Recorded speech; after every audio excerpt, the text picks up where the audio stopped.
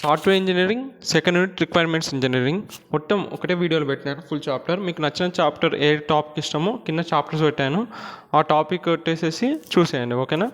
ఇప్పుడు ఫస్ట్ మనం వెళ్ళేసే ఏంటంటే రిక్వైర్మెంట్స్ ఎందుకు. ఇప్పుడు నీకు వాడు ఒక సాఫ్ట్వేర్ డెవలప్ చేయమని ఒక కస్టమర్ నీకు ఇస్తాడు, చేయమని ఏ సాఫ్ట్వేర్ డెవలప్ చేయాలి, అది ఎలాంటి సాఫ్ట్వేర్ నీకు కావాలని వాడు రిక్వైర్మెంట్స్ అనుకుంటావు. ఆ రిక్వైర్మెంట్స్ ఆధారంగా నువ్వు సాఫ్ట్వేర్ అనేది డెవలప్ చేస్తావు. సో ఇదే చాలా వాడి రిక్వైర్మెంట్స్ ఏం రిక్వైర్మెంట్స్ కరెక్ట్గా అనుకోవాలి. So this is the difficult part in building A software project. Okay, software build చేయడానికి చూడండి రిక్వైర్మెంట్స్. ఇక రిక్వైర్మెంట్స్ అనాలిసిస్ అన్న రిక్వైర్మెంట్స్ అన్న ఒకటి, కన్ఫ్యూజ్ అవ్వకండి అన్న. The hardest part of building ఒక సాఫ్ట్వేర్ బిల్డ్ చేయడానికి is a deciding precisely what to build. అసలు నీకు ఎలాంటి సాఫ్ట్వేర్ బిల్డ్ చేయడం అనేది మెయిన్ టాస్క్ నువ్వు. So requirement engineering is a discipline application of prove and principles.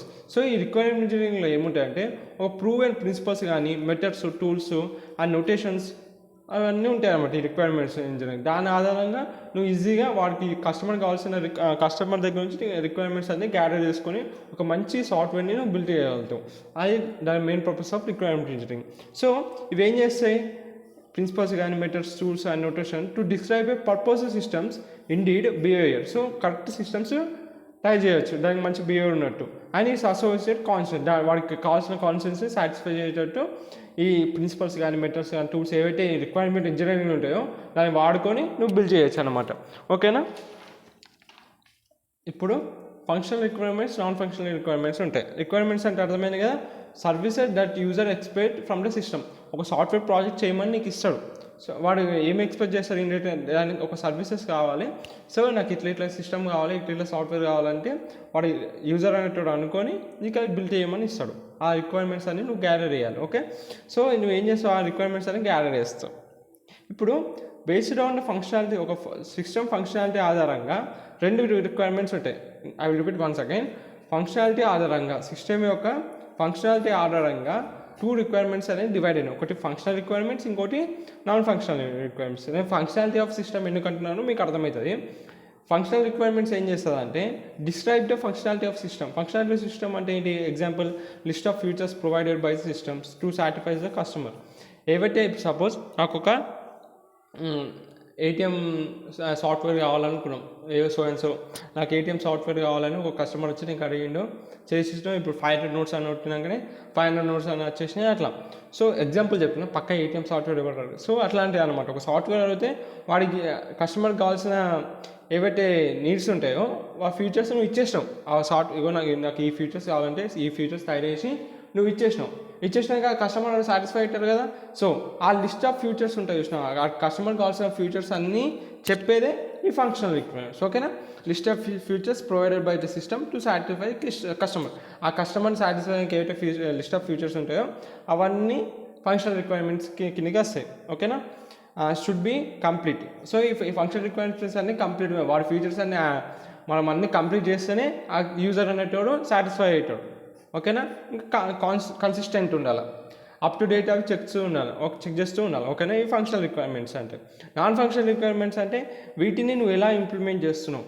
ఇప్పుడు ఆ బటన్ నోట్ లేకనే 500 నోట్ రావాలి. సో అది బటన్ వెనుక నువ్వు కోడ్ రాస్తున్నావు. అది ఎట్లా రాస్తున్నావు, నాన్ ఫంక్షనల్ అది కోడ్ రాస్తున్నావు. ఆ కోడ్ వాడికి అవసరమా, ఇవ్వ నేను ఇట్లా జావా కోడ్ రాస్తున్నా, ఈ బటన్ నోట్తో ఇట్లా అవసరమే, ఈ బటన్ జావా ఫైల్ రాయాలి, క్లాస్ ఫైల్ చేయాలి, ఇదంటే వాడికి కస్టమర్కి అవసరమా, అనవసరం. సో నాన్ ఫంక్షనల్ రిక్వైర్మెంట్స్ ఉంటాయో వాడికి not needed by for the యూజర్కి అవసరం లేదు. నువ్వు ఏ లాంగ్వేజ్ రాస్తున్నావు ఇదంటే అవసరం లేదు వాడికి. వాడికి చెప్పిన ఫీచర్స్ నువ్వు చేసి ఇచ్చినావా, వాడు సాటిస్ఫై అయిన customer, that day end goal, ఓకేనా. అర్థమైందా. ఆ లిస్ట్ ఆఫ్ ఫీచర్స్ అన్నీ ఏవైతే కస్టమర్ ఇచ్చిండో అవన్నీ ఫంక్షనల్ రిక్వైర్మెంట్స్కి ఇంకొస్తాయి.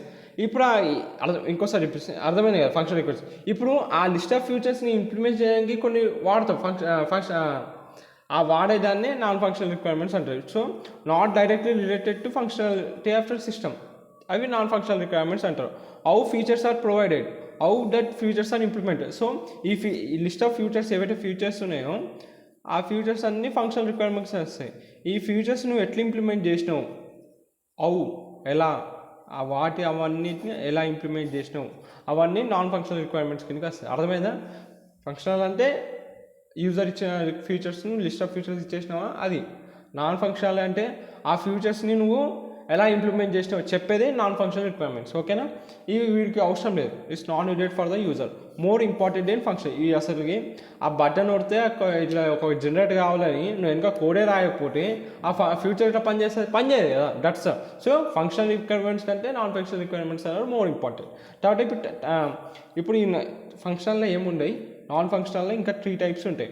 ఒకటి product requirements, specified the delivery product must behave in a particular way, ఒక పర్టికులర్ వేలో బిహేవ్ చేయాలి ఒక ప్రోడక్ట్ అని చెప్పేది ప్రొడక్ట్ రిక్వైర్మెంట్స్. ఆ రిలయబిలిటీ, ఎఫిషియెంట్గా ఉండాలి, పర్ఫార్మెన్స్ ఉండాలి. సో ఇవన్నీ చెప్పేదే ప్రొడక్ట్ రిక్వైర్మెంట్స్. నెక్స్ట్ వచ్చి ఇంకోటి అయిపోయేది నాన్ ఫంక్షనల్లో organizational requirements, specified the organization policy and procedures. ఇవన్నీ చెప్పేది ఆర్గనైజేషనల్ రిక్వైర్మెంట్స్.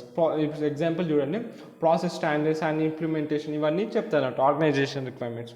నెక్స్ట్ వచ్చేసి ఎటర్నల్ రిక్వైర్మెంట్స్ అదే బయట external requirements that arises from external process of a system or development. బయట నుంచి వచ్చాయి ప్రోడక్ట్ అంటే ఒక మంచి product particular specified delivery product must be అయినా ఒక పర్టికులర్ వేలో దాని పర్ఫార్మెన్స్ ఆధారంగానే ఎఫిషియన్సీ చెప్పేవి ప్రొడక్ట్. ఆర్గనైజేషన్ రిక్వైర్మెంట్స్ చెప్పేది ఆర్గనైజేషన్. నెక్స్ట్ ఎక్స్టర్నల్ అంటే బయట నుంచి. ఎగ్జాంపుల్ ఇంటర్ప్రెటబిలిటీ అంటే ఇప్పుడు ఏంటంటే the ability of different system, చాలా డిఫరెంట్ సాఫ్ట్వేర్ సిస్టమ్స్ ఉంటాయి, అట్లనే అప్లికేషన్స్ ఉంటాయి, కాంపోనెంట్స్ ఉంటాయి. సో ఈ different components, applications, different software systems ఇవన్నీ కమ్యూనికేట్ అవుతాయి, రైట్. ఇవన్నీ కమ్యూనికేట్ అయ్యి షేర్ చేసుకుంటాయి డేటా, ఇన్ఫర్మేషన్ని, అలానే ఎక్స్చేంజ్ చేసుకుంటాయి. సో ఇదంతా దీని మొత్తాన్ని ఇది అంటారు ఇంటర్ప్రెటబిలిటీ. దీన్నే ఇదంటే ఎక్స్టర్నల్ జరుగుతున్నాయి. ఇది ఒక కాంపోనెంట్, ఇది ఒక అప్లికేషన్, ఇది ఒక డిఫరెంట్ సిస్టమ్, సాఫ్ట్వేర్ సిస్టమ్, ఇవన్నీ కమ్యూనికేట్ అయ్యి ఎక్స్చేంజ్ చేసుకుంటున్నాయి, షేర్ చేసుకుంటున్నాయి ఇన్ఫర్మేషన్ని. ఇదంతా బయట నుంచి జరుగుతుంది కాబట్టి ఎక్స్టర్నల్ రిక్వైర్మెంట్ కిందకి వస్తుంది. ఓకే, దాని ఎగ్జాంపుల్ ఇది. తర్వాత ఇప్పుడు software requirements document, next topic. ఇది ఏంటంటే a software requirement specification, software requirement document అనొచ్చు, లేకపోతే సాఫ్ట్వేర్ రిక్వైర్మెంట్ స్పెసిఫికేషన్ అని అనొచ్చు, కన్ఫ్యూజ్ కాకుండా. ఈజ్ ఏ డాక్యుమెంట్, ఇది ఒక document that describes what the software will do. అసలు ఆ సాఫ్ట్వేర్ ఏం చేస్తుంది, how it will be expected to perform. So ఆ సాఫ్ట్వేర్ ఏం చేస్తుంది, అది మనం ఎట్లా ఎక్స్పెక్ట్ చేస్తున్నాం, అది ఎలా పర్ఫామ్ చేసేది చెప్పేదే సాఫ్ట్వేర్ డాక్యుమెంట్. ఓకేనా, software requirements document. It also describe the functionality the product needs to fulfill the needs of stakeholders. వాడు ఏ రిక్వైర్మెంట్స్ ఇచ్చినా అవన్నీ ఒక మంచి మేనర్లో రాసుకుంటారు అన్నమాట. ఆ ఫంక్షనాలిటీస్ అన్నీ కూడా దాని లోపలనే ఉంటాయి. ఆ ఫంక్షనాలిటీస్ కూడా డిస్క్రైబ్ చేస్తాను అంటే డాక్యుమెంట్ లోపల అన్నీ రాస్తారు. నెక్స్ట్ చెప్తా, కొంచెం జస్ట్ దాని ఇంట్రడక్షన్ అనేది. సాఫ్ట్వేర్ రిక్వైర్మెంట్స్ స్పెసిఫిక్ ఒక ప్రాజెక్ట్ నువ్వు చేయాలని, ఇప్పుడు ఒక కస్టమర్ రాగానే నాకు ఇవి రిక్వైర్మెంట్స్, నాకు ఇట్లా కావాలని నీకు చెప్పేస్తాడు. సో నువ్వు ఏం చేస్తావు, ఫస్ట్ ఒక సాఫ్ట్వేర్ రిక్వైర్మెంట్ డాక్యుమెంట్ ప్రిపేర్ చేసుకుంటావు. వారికి ఈ రిక్వైర్మెంట్స్ కావాలి, నేను ఇలా ప్రిపేర్ చేయగలుగుతాను, ఫంక్షనాలిటీస్ అన్న చూడు. సో నేను ఇట్లా చేస్తే ఇట్లా ప్రిపేర్ చేయగలుగుతాను, సో ఇది ఇలా చేయొచ్చు అని వాడంటే రిక్వైర్మెంట్స్ రాసుకొని దాని యొక్క ఫంక్షనాలిటీస్ ఇట్లా ఇంప్లిమెంట్ చేయాలి, ఇట్లా దీని అవుట్పుట్ ఇట్లా వస్తుందని రాసుకొని అప్పుడు స్టార్ట్ చేస్తాం. Before the kick start of project start చేయమంటే అంతా మాన్యువల్కి అంతా డాక్యుమెంట్ తయారు చేసుకొని దాని తర్వాత ప్రాజెక్ట్ అనేది స్టార్ట్ చేస్తాం. తర్వాత requirement document is also known as, చాలా నేమ్స్ ఉంటాయి. సాఫ్ట్వేర్ రిక్వైర్మెంట్ డాక్యుమెంట్స్ని సాఫ్ట్వేర్ రిక్వైర్మెంట్స్ స్పెసిఫికేషన్ రిపోర్ట్ అనొచ్చు, SRS రిపోర్ట్ అనొచ్చు, లేకపోతే జస్ట్ సింపుల్గా సాఫ్ట్వేర్ డాక్యుమెంట్ కూడా అనొచ్చు. సో ఇప్పుడు యాక్చువల్ సాఫ్ట్వేర్ డాక్యుమెంట్లో సాఫ్ట్వేర్ రిక్వైర్మెంట్స్ డాక్యుమెంట్ అయితే మనం ఇప్పుడు మాట్లాడుకున్నాం, దానిలో ఏముంటాయంటే ఫస్ట్ ఇంట్రడక్షన్ ఉంటుంది, ఇట్లా పార్ట్స్ ఉంటాయి అన్నట్టు. ఫస్ట్ ఇంట్రడక్షన్ ఉంటుంది. ఇంట్రడక్షన్ పార్ట్లో ఏం చేస్తారు, పర్పస్, అసలు దాని యొక్క పర్పస్ ఏంటిది, సాఫ్ట్వేర్ యొక్క పర్పస్ అంటే ఆడ ఒక ట్రైల్ వేస్తుంది కదా, దాని స్కోప్, దాని డెఫినేషన్, సిస్టమ్ ఓవర్వ్యూ, ఏమేమి ఉన్నాయి, రిఫరెన్సెస్, ఎక్కడి నుంచి రిఫరెన్సెస్. ఇప్పుడు ఇంతకుముందు మనకి ఏమైనా సబ్జెక్ట్ ఏంటంటే మీకు PRN అట్లాంటివి మీకు ఐడియా ఉండొచ్చు. సో ఇట్లా రాస్తాం ఇంట్రడక్షన్. తర్వాత పేపర్ టైల్ వేస్తారు అట్లా అనమాట. తర్వాత ఓవరాల్ డిస్క్రిప్షన్ రాస్తారు, ప్రోడక్ట్ పర్స్పెక్టివ్ ఏంటిది, ఏ పర్స్పెక్టివ్ దాని యొక్క ఆ ప్రోడక్ట్ ఒక ఫంక్షన్స్, ఆ ప్రోడక్ట్కి ఏమేమి ఫంక్షన్స్ చేయాలి, యూజర్ క్యారెక్టరిస్టిక్స్, నేను ఈ బటన్ కొడితే ఇది జరగాలి, ఏ క్యారెక్టరిస్టిక్స్ ఉన్నాయో వాడి యొక్క యూజర్ క్యారెక్టరిస్టిక్స్ అన్నీ రాస్తాడు. తర్వాత కాన్స్టెంట్స్, అజంప్షన్స్, డిపెండెన్సీస్, ఇవన్నీ ఓవరాల్ డిస్క్రిప్షన్ కిందకి వస్తాయి. తర్వాత స్పెసిఫిక్ రిక్వైర్మెంట్స్, ఇప్పుడు external interfaces, functions, performance requirements, logical database requirements, design concepts, key features, ఇవన్నీ రిక్వైర్మెంట్స్, సాఫ్ట్వేర్ స్పెసిఫిక్ రిక్వైర్మెంట్స్ కిందకి వస్తాయి. తర్వాత validation checks, validity check, constitutive check, religion check, తర్వాత వర్సబిలిటీ చెక్, అంటే కంప్లీట్నెస్ చెక్, ఇవన్నీ వ్యాలిడేషన్ చెక్. సో ఏం లేదు, ఈ 5 ఉంటాయి. దాని లోపల ఏ టాపిక్లు వస్తాయి, ఇవన్నీ ఒక డాక్యుమెంట్ లెక్క. ఇప్పుడు పర్పస్ అనగా దీని ప్రాజెక్ట్ యొక్క పర్పస్ ఇది, స్కోప్ ఇది, డెఫినేషన్. సో ఇట్లా వాడు అట్లా ఒక సాఫ్ట్వేర్ డాక్యుమెంట్ రిక్వైర్మెంట్స్, SRS అంటే సాఫ్ట్వేర్ రిక్వైర్మెంట్స్ స్పెసిఫికేషన్ డాక్యుమెంట్ అనేది ప్రొవైడ్ చేసుకుంటారు. తర్వాత వ్యాలిడేషన్ టెక్నిక్స్ ఉంటాయి. సో ఇవి అంతా జరిగిన తర్వాత దాన్ని ఎట్లా వ్యాలిడేషన్ చేయాలి, రిక్వైర్మెంట్స్ కానీ ఇప్పుడు కరెక్ట్గా పనిచేస్తుందో లేదో ఇట్లా దానికంటూ వ్యాలిడేషన్ టెక్నిక్స్ ఉంటాయి అన్నట్టు. సో ఇప్పుడు అది చేసి ఇట్లా రాస్తారు requirements reviews, prototyping techniques, test case generation. So ఒకటి తీసుకొచ్చి ఒక ఇన్పుట్ ఇచ్చి టెస్ట్ చేసి ఓకే ఇది పని చేస్తుంది. సో అట్లా టెస్ట్ కేస్ జనరేషన్, ఇది ఒక టెక్నిక్. సో ఇది ఇట్లా డిఫరెంట్ టైప్స్ ఆఫ్ టెక్నిక్స్తో వ్యాలిడేషన్ టెక్నిక్స్ కూడా అయిపోతుంది. సో ఇట్లా అన్నీ చేసుకొని ఇదంటే ఒక డాక్యుమెంట్ లెక్క ప్రిపేర్ చేస్తారు, ఒక సాఫ్ట్వేర్ డాక్యుమెంట్. ఓకే, నెక్స్ట్ వచ్చేసి ఏంటిదంటే సాఫ్ట్వేర్ రిక్వైర్డ్ డాక్యుమెంట్ అయ్యాక నెక్స్ట్ టాపిక్ మనకు వచ్చేది రిక్వైర్మెంట్ ఇంజనీరింగ్. ఇప్పుడు సాఫ్ట్వేర్ చేయడానికి రిక్వైర్మెంట్ ఇంజనీరింగ్ అనేది కావాలి. రిక్వైర్మెంట్ ఇంజనీరింగ్లో ఈ టాపిక్స్ ఉంటాయి. రిక్వైర్మెంట్ ఇంజనీరింగ్ అంటే బేసిక్గా ఇది అనమాట, ప్రాబ్లమ్ స్టేట్మెంట్. నాకు సో ప్రాబ్లం ఉంది, దీనికంటే నువ్వు ఒక అప్లికేషన్ నాకు ఈ రిక్వైర్మెంట్ కావాలి, ఈ ప్రాబ్లమ్స్ అవడానికి ఏదో ఒక ప్రాజెక్ట్ ఉంది. ప్రతి ప్రాజెక్టు వాడు ఏదో ఒక పర్పస్ కోసమే తయారు చేసుకుంటాడు. దానికి కావాల్సిన రిక్వైర్మెంట్స్ నువ్వు వాడికి చెప్తే దానికంటే ఒక సాఫ్ట్వేర్ రిక్వైర్మెంట్స్ స్పెసిఫికేషన్ డాక్యుమెంట్ అనేది తయారవుతుంది. సో రిక్వైర్మెంట్ నువ్వు చెప్పిన ప్రాబ్లమ్ స్టేట్మెంట్ చెప్పినాకనే సాఫ్ట్వేర్ రిక్వైర్మెంట్స్ గ్యాదర్ చేయాలి, దాన్ని రియలైజ్ చేయాలి. నాకు ఇవి అవసరం, నాకు ఇట్లాంటి ఈ ఫీచర్స్ కావాల్సిన ప్రాజెక్ట్ కావాలి, నాకు సాఫ్ట్వేర్ ప్రాజెక్ట్, నువ్వు ఏం చేస్తావు తెలియదు అంటే సరిపోదు. సో దాని లోపల ఆ రిక్వైర్మెంట్స్ గ్యాదర్ చేయడంలో ఆ రిక్వైర్మెంట్స్ ఉంది సార్, ఇది మెయిన్ స్టెప్ అనమాట ఒక సాఫ్ట్వేర్ని డెవలప్ చేయాలంటే. సో రిక్వైర్మెంట్ ఇంజనీరింగ్లో చాలా 4 స్టెప్స్ ఉంటాయి. First requirement elicitation, analysis, documentation, review. ఇవన్నీ అయిపోయినాక అప్పుడు సాఫ్ట్వేర్ అనేది బయటకు వస్తుంది. ఓకే, అక్కడ నుంచి సాఫ్ట్వేర్ రిక్వైర్మెంట్ స్పెసిఫికేషన్ డాక్యుమెంట్ ఇంతకుముందు చాప్టర్ మనం డిస్కస్ చేస్తాం కదా, ఇంతకుముందు టాపిక్ అది వస్తుంది అనమాట అట్లా. సో రిక్వైర్మెంట్ ఇంజనీరింగ్ అంటే ఏంటో చూద్దాం. ఫస్ట్ రిక్వైర్మెంట్ ఇంజనీరింగ్ అంటే feasibility study, find out the customer user needs and budget.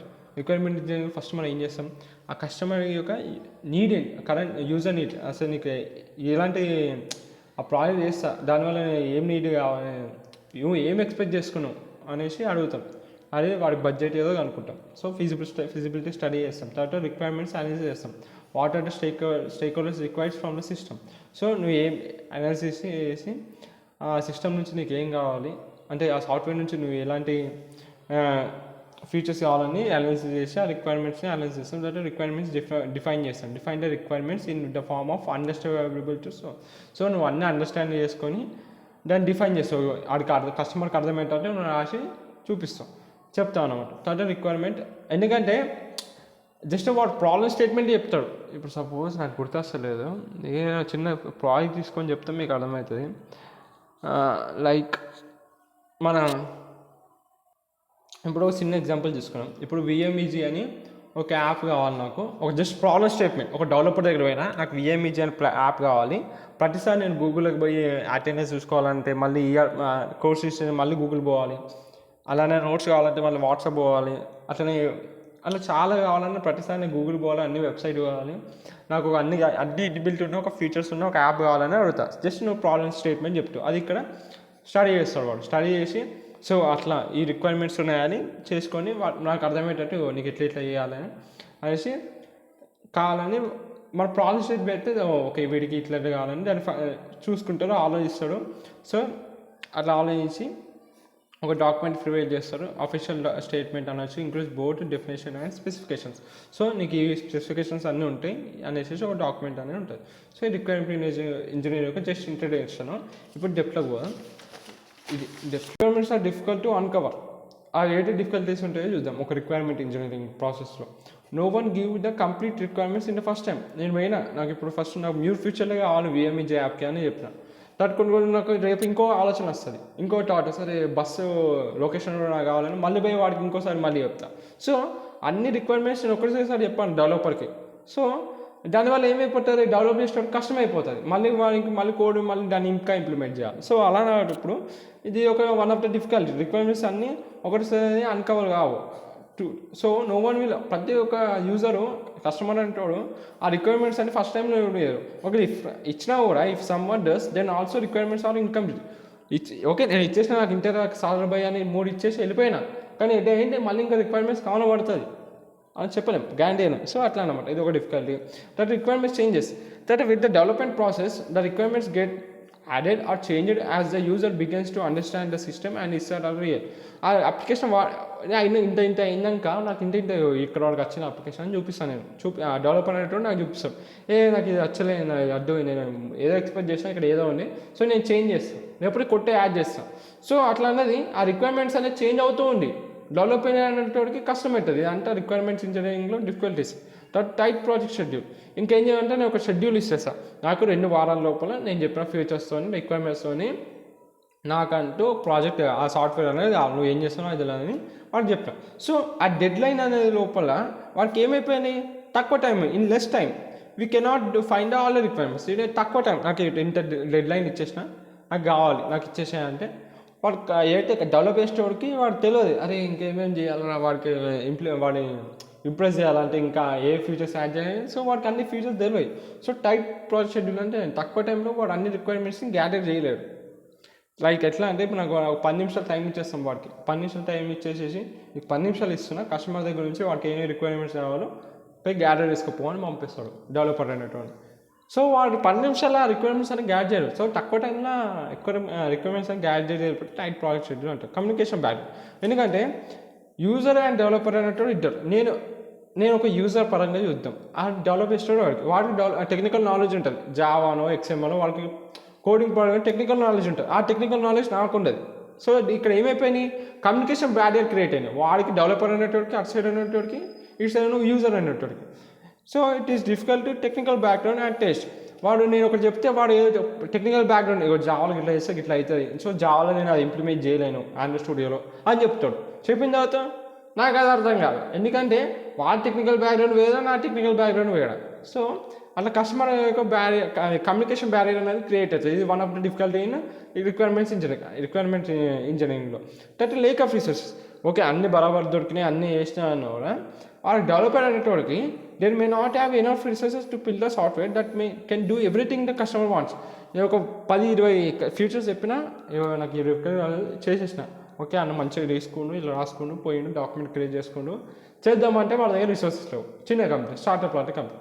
So ఏం చేస్తాడు వాడు, సో ఆ రిసోర్సెస్ లేకపోవడం కూడా వన్ ఆఫ్ ద డిఫికల్టీ ఆ రిక్వైర్మెంట్ ఇంజనీరింగ్లో. అన్ని రిసోర్సెస్ లేకపోతే వాడు ఆ రిక్వైర్మెంట్స్ ఎలా అచీవ్ చేయగలుగుతాడు, అచీవ్ చేస్తానే కదా కస్టమర్ అంటే వాడు సాటిస్ఫై అవుతాడు. ఆ కస్టమర్ ఎవ్రీథింగ్ కస్టమర్ అయితే కావాలంటారో ఆ రిక్వైర్మెంట్స్ అన్ని సాటిస్ఫై చేయడం, ఎందుకంటే వాడి దగ్గర ఎనఫ్ రిసోర్సెస్ లేవు, lack of resources. So it is one of the difficulty in requirement. So types of requirements ఏంటో చూద్దాం. Requirements which are already known to the stakeholder, అంటే డెవలపర్ అంటే తెలిసిన requirements. Unknown requirements forgotten by the stakeholder because that may not needed right now. కొన్ని requirements ఇప్పుడు అవసరం ఉండవు, కానీ డెవలప్ చేసిన కొద్ది అది అవసరం పడుతుంది, అది అన్నోన్ రిక్వైర్మెంట్స్, అది తెలియని requirements. Unlimited requirements, stake holders is unable to think of new requirements due to the limited domain knowledge. ఇప్పుడు సపోజ్ నేను ఒక 5 సంవత్సరాలు బ్యాక్కి వెళ్ళి అప్పటికే ఏఐ రాలేదు, ఇంత భూమి కాలే ఏఐ కానీ ఆర్టిఫిషియల్ చార్జ్ బాటం అని నేను విఎంఈజీ ఒక ఎడ్యుకేషన్ యాప్ చేయు ఇట్లా అని చెప్పేసిన, టీచింగ్ వీడియోస్ ఉండాలి అన్నీ అని చెప్పేసిన.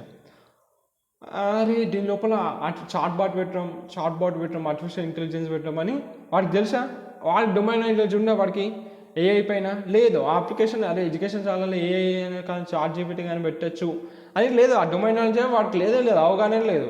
సో వాడి లిమిటెడ్ డొమైనే ఉంది, వాడు ఏం చదివిండు డెవలప్మెంట్ వరకే చదివిండు, ఏఐ కానీ చాట్ బాట్ ఇప్పుడు భూమి అయినాయి వాడికి. అంటే ఆ డొమైన్ నాలెడ్జ్ లేనప్పుడు వాడు ఎట్లా వాడిని కొత్త రిక్వైర్మెంట్స్ థింక్ చేయగలుగుతాడు, ఫ్యూచర్ని థింక్ చేయలేడు. దాన్ని అన్లిమిటెడ్ రిక్వైర్మెంట్స్ అంటారు. Stake holder unable to think, వాడు ఫ్యూచర్ థింక్ చేయలేదు. ఇప్పుడు 5 years బ్యాక్ చెప్తాను. తర్వాత అట్లానే ఎగ్జాంపుల్ చెప్పిన ఏవైతే రిక్వైర్మెంట్స్ టు థింక్, ఒకవేళ డెవలప్ చేస్తాడో కెనాట్ థింక్, ఒకవేళ థింక్ చేయలేకపోతే ఆ న్యూ రిక్వైర్మెంట్స్ డ్యూ టు వాడుకున్న డొమైన్ నాలెడ్జ్కి ఎక్కువ థింక్ వాడుకున్న నాలెడ్జ్కి ఎక్కువ ఫ్యూచర్ థింకింగ్ చేయలేకపోతున్నాడు. దాన్ని అన్డ్రీమ్డ్ రిక్వైర్మెంట్స్ అంటారు. సో రిక్వైర్మెంట్స్ ఇంజనీరింగ్లో ఈ 4 స్టెప్స్ ఉంటాయి అన్నట్టు. ఇప్పుడు ఒక్కొక్క స్టెప్ని డీటెయిల్గా చూద్దాం. ఫస్ట్ చెప్పినా కదా, యూజర్ అనేటోడు, నాకు కస్టమర్ అనేటోడు, ఇదొక యూజర్ అన్న కస్టమర్ అన్న ఒకటి కన్ఫ్యూజ్ అవుతుంది. సో ప్రాబ్లమ్ స్టేట్మెంట్ ఇస్తాను. సో విఎంఈ జాబ్ కావాలి, నాకు 10 ఫీచర్లు కావాలి, అటెండెన్స్ చూసుకోవచ్చు, నోట్స్ తీసుకోవచ్చు, బస్ లొకేషన్ కావాలని చెప్పేసాను. సో అలా రిక్వైర్మెంట్స్ ఇంజనీరింగ్ అనేటోడు తీసుకుంటాడు. సో ఇప్పుడు ఈ 4 స్టెప్స్ ఉంటాయి. ఫస్ట్ రిక్వైర్మెంట్స్ ఎలిసియేషన్ 1 by 1 అనేసి నాకు ఒక ప్రాబ్లమ్ స్టేట్మెంట్ నాకు చాలా డిఫికల్టీ అవుతుంది కాలేజ్కి అనేసి పోయి చెప్పిండు. సో ఇది ఫస్ట్ స్టెప్ ఏంటిది, రిక్వైర్మెంట్ ఎలిసియేషన్. రిక్వైర్మెంట్స్ ఎలిసియేషన్లో ఏమవుతుందంటే ఫస్ట్ వాడు అనేటోడు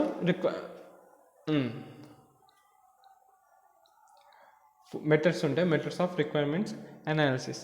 చూడండి, ఏం లేదు, ఆ 4 స్టెప్స్ ఇప్పుడు మనం మాట్లాడుకున్నాం కదా, ఈ 4 స్టెప్స్ ఉంటాయి. ఆ 4 స్టెప్స్ నుంచి జస్ట్ చిన్న చిన్న డిఫరెన్షియేషన్స్. రిక్వైర్మెంట్స్ ఎలాసియేషన్ అంటే గ్యాదరింగ్ ఆఫ్ రిక్వైర్మెంట్స్ అని గ్యాదర్ చేయడం.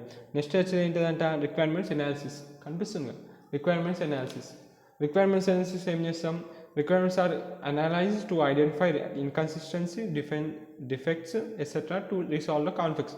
సో రిక్వైర్మెంట్స్ అన్ని ఎనాలిసిస్ చేసి దానిలో ఏమైనా డిఫరెన్స్ అవసరం ఉన్నా అవసరం లేని తీసేస్తాం అన్నట్టు. అవసరం ఉన్న రిక్వైర్మెంట్స్ ఇస్తాం. రిక్వైర్మెంట్స్ డాక్యుమెంట్లో ఈ document already refine the requirements purpose. So refine చేసినాక ఈ కొన్ని రిక్వైర్మెంట్స్ అవసరం లేని రిక్వైర్మెంట్స్ అని తీసేస్తాం, ఇవి అవసరం లేదు ఈ ప్రాజెక్ట్ అని. సో అవన్నీ ఒక డాక్యుమెంట్ పరంగా రిక్వైర్మెంట్స్ డాక్యుమెంట్లో పెడతాం. తర్వాత requirements review is carried out to improve the quality of software requirement specification document. So ఒకసారి నువ్వు చేసినాకనే ఒకసారి రివ్యూకి ఇస్తావు, అదే ఎట్లుందని యూజర్ ఆర్ కస్టమర్కి ఇస్తే ఆ రివ్యూ చేసి ఒక 10,000 దీనిలో ఇంకేమైనా ఇంప్రూవ్మెంట్ చేయవచ్చు అనేది ఈ ఫేజ్లో వస్తుంది. సో 1 by 1 చూద్దాం, ఓకేనా. ఫస్ట్ ఫేజ్ వచ్చి ఏంటిది, రిక్వైర్మెంట్ అండ్ ఎలిసియేషన్. ఇట్లా ఏంటంటే it is most difficult, most critical, most error prone and communication intensive aspect of the requirement software development, ఓకేనా. ఇదే చాలా క్రూషియల్ స్టెప్ అన్నట్టు ఒక సాఫ్ట్వేర్ డెవలప్మెంట్లో. It is can only succeed only through an effective customer developer partnership. Customer అనేటోడికి developer అనేటోడికి ఇద్దరికి మంచి పార్ట్నర్షిప్ ఉన్నప్పుడే అది ఒక ఎఫెక్టివ్గా మంచి ప్రోడక్ట్ అనేది వస్తుంది అనమాట. ట్రూ, ఓకేనా. ఇది ఎప్పుడు అప్పుడే సక్సెస్ అవుతుంది, ఓకే. ఇది ఒక డిఫికల్ట్ క్రూషియల్ కమ్యూనికేషన్, ఓకేనా. అట్లాంటి స్టెప్ ఇది. అలా ఇది ఎప్పుడు సక్సెస్ అవుతుంది, కస్టమర్ అండ్ డెవలపర్ అనే ఇద్దరికి ఒక మంచి పార్ట్నర్షిప్ డెవలప్ ఉంటేనే మంచి సైజ్. సో రిక్వైర్మెంట్స్ ఎలిసియేషన్ చేయడానికి మెథడ్స్ ఫస్ట్ వచ్చి ఇంటర్వ్యూలు తీసుకుంటారు. నేను పోయినా ఇవ్వండి ఇంటర్వ్యూస్ అర్థమైంది కదా. రిక్వైర్మెంట్స్ ఎలిసియేషన్ అంటే రిక్వైర్మెంట్స్ గ్యాదరింగ్, ఓకేనా. రిక్వైర్మెంట్స్ అన్ని గ్యాదరింగ్ చేస్తారు ఈ స్టెప్, ఈ మెథడ్లో, ఓకే. ఈ ఫస్ట్ స్టెప్లో ఏం చేస్తారని చెప్పిన రిక్వైర్మెంట్స్ ఎలిసియేషన్లో రిక్వైర్మెంట్స్ అన్ని గ్యాదర్ చేస్తారు ఈ స్టెప్లో. ఇప్పుడు దాని గురించే ఆ రిక్వైర్మెంట్స్ ఎట్లా గ్యాదర్ చేస్తారని డిఫరెంట్ మెథడ్స్ని మనం చూడబోతున్నాం ఇప్పుడు, అంటేనా. Requirements elicitation, this are the different methods in which requirements are gathered by the developer, okay. So first method ఏంటిది, ఎట్లా గ్యాదర్ చేస్తారు రిక్వైర్మెంట్స్ని, ఇంటర్వ్యూ పరంగా. So both parties would like to understand each others. So ఏం చేస్తారంటే interviews can be done by 2 types, open ended or structures. Interviews 2 విధాలు జరుగుతాయి, ఒకటి open ended or structure.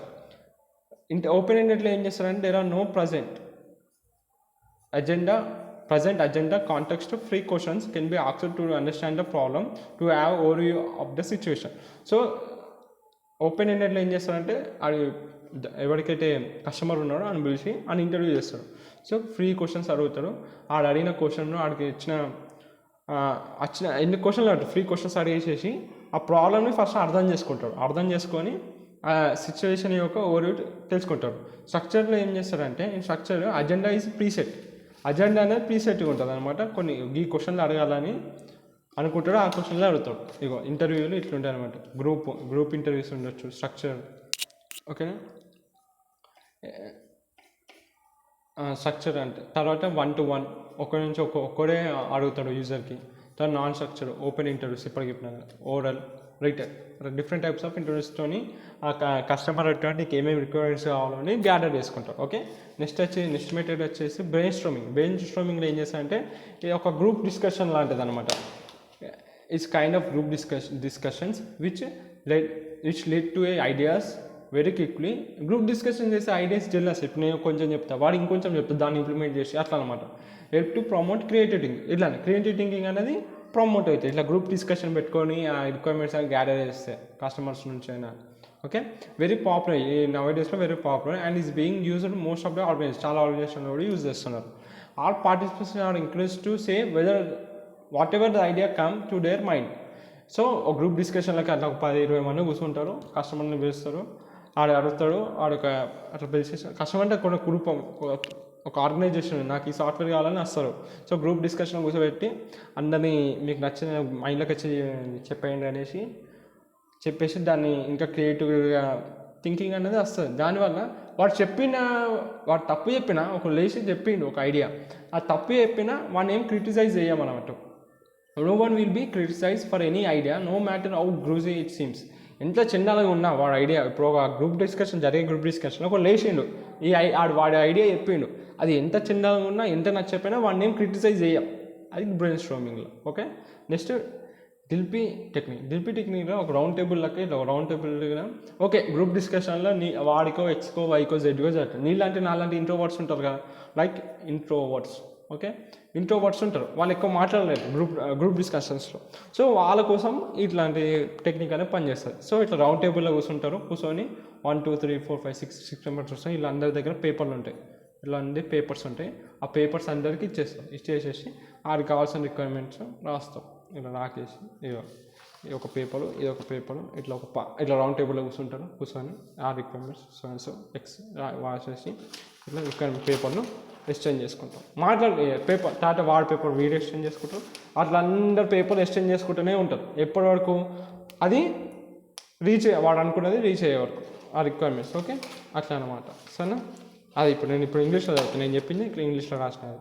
Year participants are made to write the requirements. ఇక్కడ participants అందరూ made to write the requirements on a piece of paper. నేను చెప్పిన piece of paper పైన రాస్తాను. And these requirements are exchanged among the participants who give their comments to get a received set of requirements. So ఇట్లా అందరు requirements రాస్తారు paper పైన, ఒకరొకరు exchange చేసుకుంటారు. వారికి కావాల్సిన రిక్వైర్మెంట్స్ అచీవ్ అయ్యే వరకు ఆ సెట్ ఆఫ్ రిక్వైర్మెంట్స్ అవే ఊకే ఆ పేపర్లు అనేది ఎక్స్చేంజ్ అవుతూనే ఉంటుంది ఎప్పటి వరకు ఆ సెట్ ఆఫ్ రిక్వైర్మెంట్స్ రీచ్ అయ్యే వరకు. This process is repeated till the final consensus is reach. Okay, అర్థమైందా? ఇది డిల్పీ టెక్నిక్. ఇంట్రోవర్ట్స్కి అలా ఎక్కువ మాట్లాడే కానీ పేపర్ పైన ఆ రిక్వైర్మెంట్స్ అని పేపర్ పైన రాసేసి పేపర్లు ఎక్స్చేంజ్ చేసుకుంటారు. అది ఆ కస్టమర్ రిక్వైర్మెంట్స్ రీచ్ అయ్యే వరకు అది ప్రాసెస్ రిపీట్ అవుతూ ఉంటుంది. ఓకే, పేపర్ నెక్స్ట్ వచ్చేది ఏంటిది? ఫాస్ట్. ఇవన్నీ మెథడ్స్, రిక్వైర్మెంట్స్ గ్యాదరింగ్లో ఇవన్నీ మెథడ్స్ అన్నట్టు. తర్వాత fast facilitate application specification technique. This approach encourages the creation of the joint team of customer and developer who works together to understand the correct set of requirements. ఇవి ఏం చేస్తారంటే ఒక team లెక్క, joint team లెక్క పని చేస్తారు. ఎవరు? Customer and development. వీళ్ళందరూ కలిసి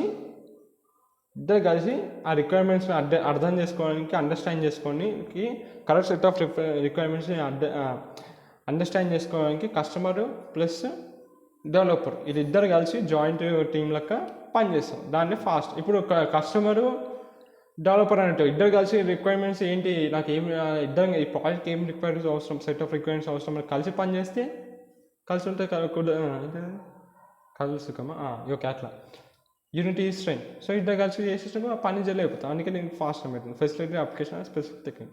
ఇద్దరు కలిసి పని చేస్తారు జాయింట్ టీం లెక్క, ఆ రిక్వైర్మెంట్స్ అండర్స్టాండ్ చేసుకుంటారు, ఇద్దరు కలిసి జల్ అయిపోతారు ప్రాజెక్ట్. సో ఈ ప్రతి ఒక్కరికి ఏం చేస్తారంటే ప్రతి ఒక్కరికి సేమ్ క్వశ్చన్ అడుగుతారు.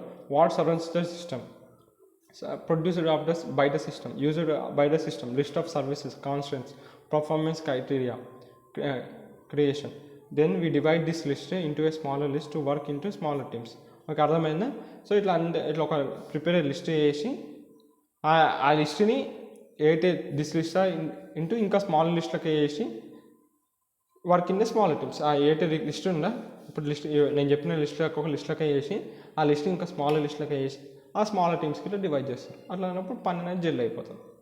ఓకే, అట్లా అనమాట. తర్వాత క్వాలిటీ ఫంక్షనల్ డెవలప్మెంట్ ఏం చేస్తారంటే నీ రిక్వైర్మెంట్స్ అంటే చెప్పు అనేసి కస్టమర్ నుంచి అన్ని రిక్వైర్మెంట్స్ ఉంటాయి. ఒక వాయిస్ రికార్డర్ పెట్టేస్తాడు. ఆ కస్టమర్ నుంచి అన్ని రిక్వైర్మెంట్స్ అన్ని రికార్డ్ చేసేస్తాడు. Then according to the customer, the value of indicating the degree of importance is assigned to each requirement. Thus the customer determine the importance of each requirement on a scale of 1 to 5. So ఆ voice చెప్పేసిన రికార్డింగ్తోనే ఆ voice అంతా customer యొక్క requirements అంతా record చేస్తారు ఆ voice రికార్డర్లో. ఆ voice దాని ఆధారంగా ఏం చేస్తారంటే ఆ రిక్వైర్మెంట్స్ అన్నీ on scale of 1 to 5 divide చేస్తాడు. 5 పాయింట్స్ ఇచ్చినాం ఒక రిక్వైర్మెంట్కి వెరీ ఇంపార్టెంట్ అన్నట్టు, లేకపోతే ఒక రిక్వైర్మెంట్కి 4 పాయింట్స్ ఇచ్చాను ఇంపార్టెంట్, 3 పాయింట్స్ ఇచ్చాను not important but nice to have ఉంటే బాగుంటుంది కానీ అంత ఇంపార్టెంట్ కాదు. 2 పాయింట్స్ ఇచ్చాను ఒక రిక్వైర్మెంట్కి అంటే తర్వాత నాట్ ఇంపార్టెంట్. 1 పాయింట్ ఇచ్చాను unrealistic requirement requires for explanation. So ఇప్పుడు యూజ్ కేస్ అప్రోచ్ చూస్తాం. యూజ్ కేస్ అప్రోచ్ అంటే మీకు సింపుల్ ఎగ్జాంపుల్ చెప్పాలంటే, ఇప్పుడు సినిమా డైరెక్టర్లు వాళ్ళ స్టోరీని నరేట్ చేయాలనుకుంటే ఒక ప్రొడ్యూసర్ కానీ హీరో కానీ స్క్రిప్ట్ అంటే రాసుకొని పోతే అంటే ఎఫెక్టివ్ కానీ అంటే క్రియేటివ్ కానీ ఉండదు. సో ఏం చేస్తారంటే వాళ్ళు డయాగ్రామ్స్ వేసుకుంటారు. సో వాళ్ళు ఫస్ట్ ఒక స్కెచ్ లాగా వేసుకొని వాళ్ళ స్టోరీని అంటే ఇట్లా ఇప్పుడు ఒక కార్ వచ్చి ఒక బైక్ని కొడుతున్నంటే అంటే ఒక స్కెచ్ లాగా ఒక బాంబ్ బ్లాస్ట్ స్కెచ్ అట్లా ఆ స్కెచ్లు వేసుకొని ఫస్ట్ ఆ ప్రొడ్యూసర్కి కానీ తన హీరోకి కానీ నరేట్ చేస్తాడు. సో ఇలా ఏమైపోయింది తన నరేషన్ అనేది సింపుల్ అయిపోయింది హీరోకి కానీ ప్రొడ్యూసర్కి కానీ. అలానే ఏం చేస్తారంటే ఇప్పుడు యూజర్ పర్స్పెక్టివ్ నుంచి ఎప్పుడు ఒక యూజర్ అనేటువంటి నాకు వచ్చిండు, వాడికి ఒక అప్లికేషన్ కావాలి. ఎట్లా అంటే రెస్టారెంట్లో లోపల వాడికి ఒక యాప్ కావాలి. సో ఇట్లా వాడు ఇట్లా డెలివరీ చేయాలి, ఇట్లా కస్టమర్ వచ్చి నాకు ఇట్లా డెలివరీ చేయాలి అని చెప్పేసి వాడు నాకు అంటే ఇట్లా ఎక్స్ప్లెయిన్ చేస్తున్నాడు. వాడు ఎక్స్ప్లెయినేషన్ అది చెప్పేదాన్ని బట్టి నేను ఇక్కడ ఒక డయాగ్రామ్ గీస్తున్నా. ఇట్లా ఒక మనిషి వస్తారు, సో ఇట్లా వచ్చి వాడు వచ్చి ఫస్ట్ నీకు అడుగుతారు ఈ ఆర్డర్ కావాలి, లేకపోతే నువ్వు చెప్తావు క్యూఆర్ కోడ్ ఇక్కడ యాప్ ఉంది, యాప్ ఇన్స్టాల్ చేసుకుని ఇక్కడ ఆర్డర్ పెట్టుకొని. సో ఇట్లా వాడు చెప్పిన కొద్దీ నేను డయాగ్రామ్ నేను అంటే ఇన్ ద మీన్ డెవలపర్, వాడు కస్టమర్ అన్నట్టు అయితే యూజర్ ఉన్న మన యూజర్ పర్స్పెక్టివ్ నుంచి వాడు వచ్చి నాకు అన్నీ చెప్తుంటే వాడి ప్రాజెక్ట్ గురించి వాడు చెప్పిన ప్రాజెక్ట్ రిక్వైర్మెంట్స్ అన్నీ నేను డయాగ్రామ్ గీసి ఇలా నువ్వు చెప్పేదాన్ని డయాగ్రామ్ విధంగా వాడికి చెప్తా. అప్పుడు వాడికి అర్థమైపోతుంది ఇట్లా కాదు ఇలా కాదు ఇట్లా అని వాడికి ఇంకా సింపుల్గా అర్థమవుతుంది. సో అర్థమైందా, యూజర్ పర్స్పెక్టివ్ నుంచి మనం డయాగ్రామ్ గీసి ఇదే నా రిక్వైర్మెంట్ అని అడుగుతాం. ఎవరికి యూజర్ అన్నట్టు వాడికి వచ్చిన వాడికి ఇదే అట్లా ఇది ఉంటుంది యూజ్ కేస్ అప్రోచ్ అంటే. అది ఒక డయాగ్రామ్స్ కానీ గ్రాఫికల్ రిప్రజెంటేషన్ కానీ to show the system and అది చూపిస్తాం. ఇట్లా సిస్టమ్ వస్తుంది నువ్వు ఇలా అనుకుంటున్నావు అని ఇలా చూపిస్తాం వాడికి. అంతా ఒక డయాగ్రామేటింగ్ వేలో మనం వాడికి ఎక్స్ప్లెయిన్ చేస్తాం, వాడు చెప్పిన రిక్వైర్మెంట్స్ ఒక డయాగ్రామ్ గీసుకొని. అదే యూజ్ కేస్ అప్రోచ్ అంటే. ఓకేనా, ఒక నరేటివ్ వేలో. They are sometimes supportive my activity diagrams. So దీనివల్ల ఏమవుతుంది వర్క్ ఫ్లో అనేది ఈజీగా అర్థమైపోతుంది.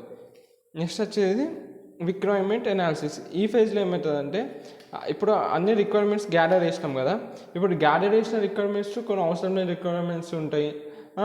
ఆ అవసరం లేని ఏది కరెక్ట్ ఉంచాలి, ఏ రిక్వైర్మెంట్ ఉంచాలి, ఏ అవసరం లేని రిక్వైర్మెంట్ తీసేయాలనేసి అది రిక్వైర్మెంట్ అనాలిసిస్ ఫేజ్లో మనం చేస్తాం అనమాట. ఓకేనా, in this phase we analyse all the set of requirements to find any inconsistency or conflict. ఏదైనా ఇన్కన్సిస్టెన్సీ రిక్వైర్మెంట్స్ కానీ కాన్ఫ్లిక్ట్స్ క్రియేట్ చేసే రిక్వైర్మెంట్స్ని తీసేస్తాం. ఓకేనా, ఈ అనాలిసిస్ ఫేజ్లో. అందుకే ఈ ఫేజ్ ఈ requirements gathering phase our all concentration was on getting all the set of requirements, but now we will see how many requirements can contradictory to each other and are required future exploration to consider further. ఇప్పుడు ఇంతకుముందు first step ఏంటిది, requirements ఎలిస్ట్రేషన్ ఫేజ్లో మనం first requirements అన్నీ gather చేయాలి, వాడి customer కావాల్సిన అన్నీ ఆ ఫేజ్లో అదే అయిపోయిందా. ఇప్పుడు ఈ ఫేజ్లో ఏం చేస్తామంటే ఇప్పుడు ఏవైతే రిక్వైర్మెంట్స్ ఒకటి కాంట్రాడిక్టరీ క్రియేట్ అవుతుంది, ఆ కాంట్రాడిక్టరీ క్రియేట్ అయింది ఒక రిక్వైర్మెంట్ ఉంటే ఇంకో రిక్వైర్మెంట్కి ఏమైనా కాంట్రాడిక్టరీ క్రియేట్ అవుతుందా, లేకపోతే ఈ సో ఎక్సో వైఓ రిక్వైర్మెంట్ ఉంది దీన్ని ఇంకా ఫ్యూచర్ ఎక్స్ప్లోరేషన్ చేయాలా, ఇంకా ఏది ఉంచాలి ఏది తీసేయాలి రిక్వైర్మెంట్స్ అన్నీ రిక్వైర్మెంట్ అనాలిసిస్లో ఉంటుంది. ఇప్పుడు డిఫరెంట్ టూల్స్ కూడా వాడతారు అనమాట రిక్వైర్మెంట్ అనాలిసిస్. ఆ టూల్స్ ఏంటంటే లైక్ డాటా ఫ్లో డయాగ్రామ్ కానీ కంట్రోల్ ఫ్లో డయాగ్రామ్ కానీ ఈఆర్ డయాగ్రామ్ ఎక్సెట్రా ఇట్లాంటి టూల్స్ వాడతారు రిక్వైర్మెంట్ అనాలిసిస్లో. వన్ బై వన్ ఒక టూల్ డిస్కస్ చేద్దాం. ఫస్ట్ డాటా ఫ్లో డయాగ్రామ్ అనేది చూద్దాం. ఓకేనా, డాటా ఫ్లో డయాగ్రామ్ అనేది ఆర్ బబుల్ చార్ట్ అని అనొచ్చు. Is a graphical representation of flow of data to A system. ఒక సిస్టమ్ లోపల డాటా అనేది ఇలా ఫ్లో అయ్యి చెప్పేది డాటా ఫ్లో డయాగ్రామ్. ఓకేనా, it clarify system requirements and identify major transformation. So నువ్వు ఇట్లా డాటా ఫ్లో డయాగ్రామ్ అనేది ఇట్లా గీసుకుంటావు. సో ఏదైతే మేజర్ రిక్వైర్మెంట్స్ ఉన్నాయి సిస్టమ్ రిక్వైర్మెంట్స్ మేజర్ ఎట్లా ఇప్పుడు నేను ఇప్పుడు ఒక లైక్ ఎడ్యుకేషన్ డీటెయిల్స్ అన్నీ ఎక్కడ వీడియోస్ ఉంటాయి, అవన్నీ ఇక్కడ ఎడ్యుకేషన్ డీటెయిల్స్ ఇమేజెస్ కానీ వీడియోస్ కానీ అవన్నీ అప్లోడ్ చేస్తావు. స్టూడెంట్ అన్నట్టు మళ్ళీ అప్డేట్ చేయొచ్చు. అప్డేట్ చేసి అవన్నీ ఎక్కడ స్టోర్ అవుతున్నాయి, డేటాబేస్లో స్టోర్ అవుతున్నాయి. తర్వాత అట్లా దాన్ని ఎడిట్ చేసుకోవచ్చు, ట్యూటోరియల్స్ ఉంటాయి, మళ్ళీ దాని ట్యూటోరియల్స్కి సపరేట్ డేటాబేస్ ఉంటుంది. సో ఇలా అంటే ఒక డేటా అనేది ఇలా ఫ్లో అవుతుంది, డేటాబేస్ నుంచి ఇమేజెస్ ఎట్లా వెళ్తున్నాయి లోపలికి, అట్లానే ఎక్కడెక్కడ నువ్వు ఎడిట్ చేయగలుగుతున్నావు, ఆ ఎడిట్ చేసిన ఎక్కడెక్కడ ఉన్నాయి అనేసి ఆ డేటా అంటే ఎట్లా ఫ్లో అవుతున్నాయి, ఎట్లా డిఫరెంట్ లెవెల్స్ చెప్పేది డేటా ఫ్లో డయాగ్రామ్ అన్నట్టు. దీంట్లో మెయిన్ కాంపోనెంట్స్ వచ్చేసి ఫంక్షన్ అనొచ్చు, ప్రాసెస్ అనొచ్చు, డేటా స్టోర్ లైక్ ఇట్లా డేటాబేస్, ఇంకా ఎక్స్టర్నల్ అనేది డేటా ఫ్లో, ఇవన్నీ main components data flow diagram. DFD represents a system at different levels of abstraction. DFD may be partitioned into levels that represent in creating instruction flow, information flow and function details. ఇప్పుడు data flow diagram different levels ఉంటాయి అన్నమాట. Data flow diagram అంటే అర్థమైన flow of data represent చేసేది data flow diagram. దానిలో main components వచ్చి process, data store, external entity, data flow, ఇవన్నీ చెప్పేది. ఇప్పుడు మనం డేటా ఫ్లో డయాగ్రామ్ ఒక అబ్స్ట్రాక్షన్ ఉంటుంది అనమాట.